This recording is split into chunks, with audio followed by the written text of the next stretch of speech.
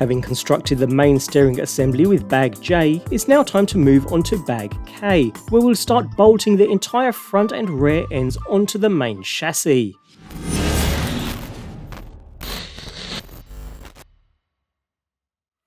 Time to start assembling and building up on the chassis, where we have the center differential and brake assembly already in place from earlier in the build.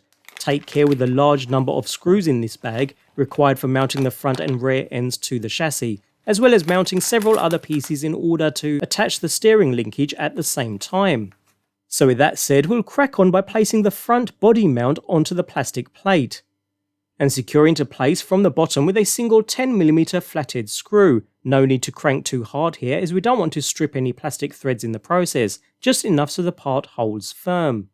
Over to the main chassis now, where we'll get the first brace and servo mount into place. I'll be installing engine and electronics later, so I'm just getting the main rolling chassis built for now, so I'll go ahead and place a 14mm caphead screw, complete with 8mm washer, into each of the 4 corners so they're ready for servo installation later, before placing the mount down into position on the chassis, and securing from below using the slightly thicker M4 12mm flathead screws into the 2 holes in the centre of the chassis, and a further 2 slightly thinner M3 12mm flathead screws into the 2 remaining holes.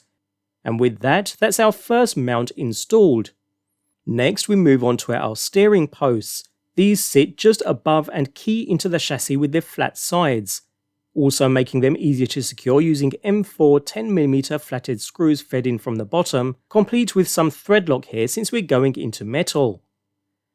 With that done, we can now bring in our front assembly. The front bumper keys into the chassis, so begin by loosening off the bumper slightly for the moment. And with that, the front end can be lowered into place, taking care to ensure the drive shaft slides into the center differential, after which we can turn the entire unit upside down and begin securing from the bottom, starting with 2 20mm flathead screws at the very front, followed by 2 M3 12mm flathead screws, and then 2 M4 15mm flathead screws. Finally, remember to tighten the front bumper mount back down, which keys into the chassis and provides some added security. And with that, the front assembly is now secured to the chassis. We're now ready to install the steering assembly constructed in the previous kit bag to the front end, simply by dropping the bell cranks down onto the steering posts.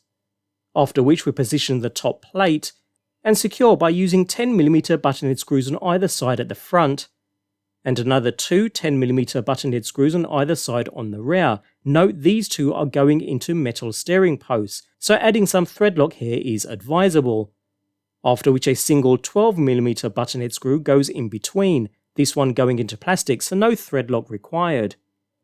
The steering assembly is firmly nestled into place now, so all that's left is to secure the steering links to the spindle arms. To do that, feed an 8mm washer onto a single 20mm buttonhead screw, then feed through the free end of the steering link, then drop on another 8mm washer,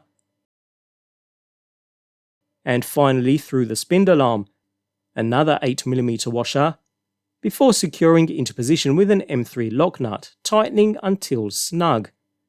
Repeat the same process on the opposite side, and with that we're pretty much finished with the steering assembly.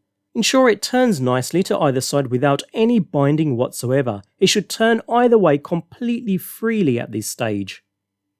So onto the rear end next, which is easier without the steering assembly. So drop it into position, taking care to ensure the drive shaft sits within the center differential, before flipping over and securing from the bottom, starting with 2 20mm flathead screws at the very back, followed by 2 12mm flathead screws, 2 15mm flathead screws, and finally 2 M3 size 12mm flathead screws. Note that these 2 are going into the metal hinge pin brace, so thread lock is needed just for these 2 screws. And with that, our rear end assembly is securely attached to the chassis. The final step involves installing the rear center brace using these 2 parts, which slot together, and are held with a single 18mm caphead screw. So with the brace prepared, lower it into position, and secure with 2 12mm button head screws. and from beneath using two M4 12mm flathead screws. And with that, kit bag K is now complete. The steering assembly is now in place, and as with all other parts, it's turning completely free from any binding whatsoever. If you have any binding at this point, you need to reverse and take a look at what's missing, as it will only cause more issues later. Again, turn everything by hand, checking to ensure all parts rotate freely without any binding at all. We can really see the buggy taking shape now with all main components now in place. In the next two bags we get some much needed bounce, certainly needed for a buggy of this nature, with bags L and M, front and rear shock assembly.